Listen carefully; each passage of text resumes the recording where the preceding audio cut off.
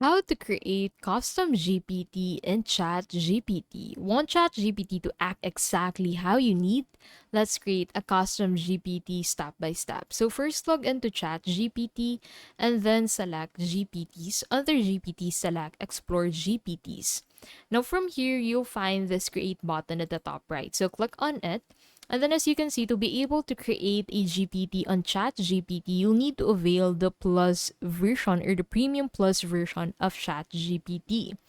So you can go ahead and create that from there. So you can use the guided conversational builder or configure everything manually.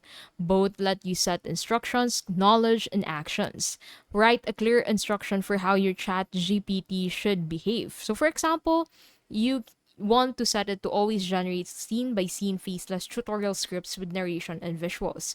So you can add that and then upload files or provide text your GPT should reference, like a company handbook or product catalog.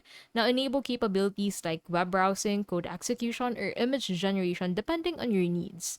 Use the preview window to test your GPT, refine instructions until it responds exactly how you want. Save your GPT for personal use or publish it to the Explore GPT's library so others can try it. And that is how to create a custom GPT in Chat GPT.